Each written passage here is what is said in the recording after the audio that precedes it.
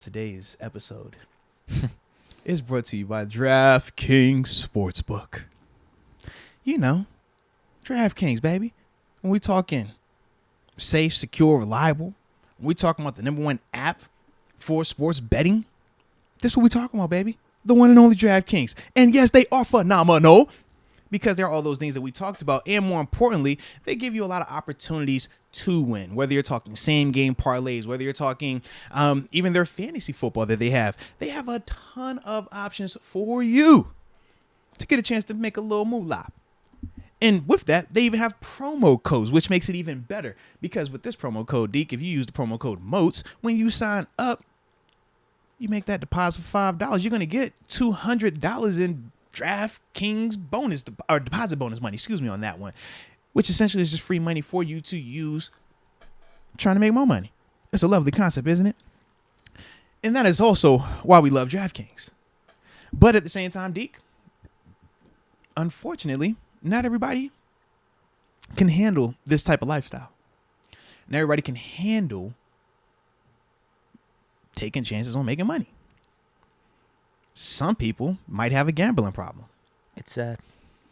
Deke, some people, they might even need crisis counseling. Hate to see it.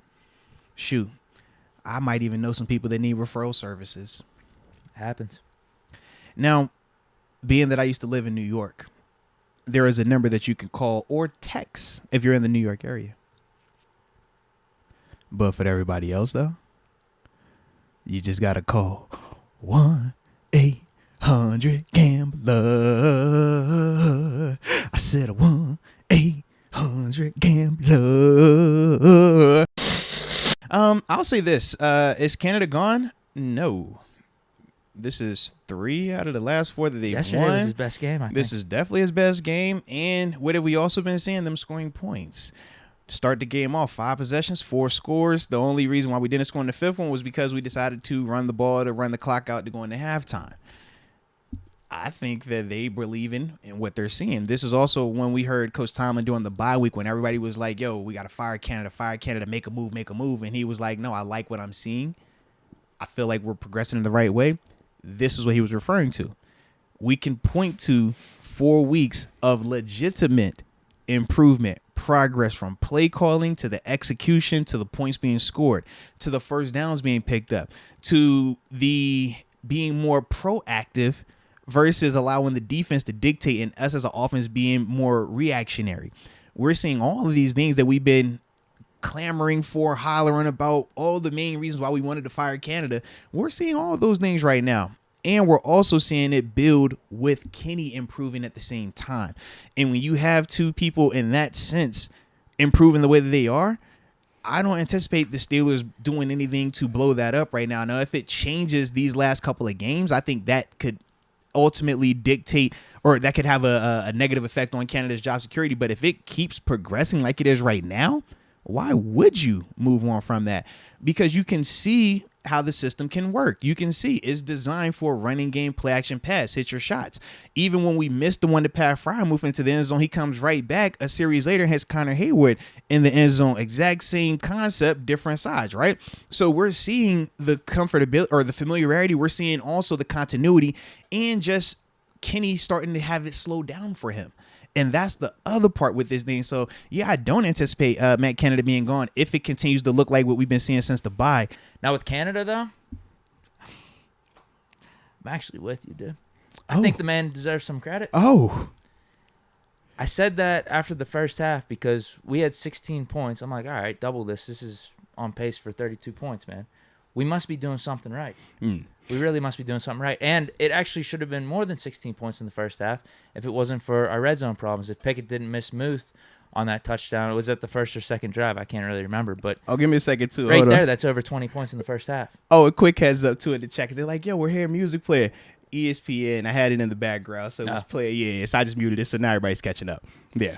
But then people, again, are starting to make a big deal about the second half struggles. We only had 3 drives in the second half. Yeah. The first one, we got a field goal, and I think that was the pass that Pickett threw to Deontay that was a little underthrown. Yeah. So we missed out on the red zone there, or close to the red zone. I can't remember exactly where we were. The next one was a punt. That was the Deontay overturned catch fumble to just an incompletion. And then we got the ball again after the Falcons kicked the field goal. And our goal at that point was to try to run out the clock and just win the game on offense, which is what we did for the most part. And then it just came down to a 3rd and 5. And I didn't really like the play call of the PA boot, and we didn't really give Pickett a chance to throw it.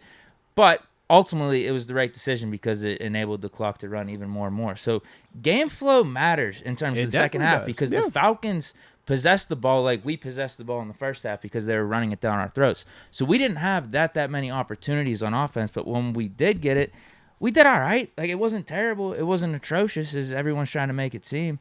So, no, I actually think Canada's doing all right. Yeah. It's crazy for me to say because I have the grudge against him because of the whole Big Ben sabotage. No, I get it. For this season, how everything's progressed with Pickett, I'm liking what I'm seeing. Yeah, and you did hit on a couple of things too, man. When you're talking about the second half yesterday, I thought it was more so, like you said, just lack of opportunities. The Falcons did do a good job of sustaining some drives in the second half. I thought it was more so because they actually decided to run the ball versus them trying to throw the ball. I get why they tried to do it, but it's a reason why one is what they major in and one is what they minor in. And we could see the different levels of success. When it was them trying to throw the ball, a lot of near misses. You got guys open, but a lot of near misses, man, whether it's Marcus Mariota not hitting it or it was the pressure getting to him. But you could just see they don't do that as well as they do the running game. So second half, when they actually say, we're going to run this rock with Cordell Patterson, we're going to pull this rock with Marcus Mariota, we saw them be able to move that ball up the field. Mm-hmm. And we said it would probably take a series or two for us to get acclimated to the speed of that if they really committed to it. Most teams do that at the front end. They wanted to throw it in the first half, run it in the second half. So that was why it flip-flopped for us. But that was also why I felt like offensively, we didn't have as many opportunities.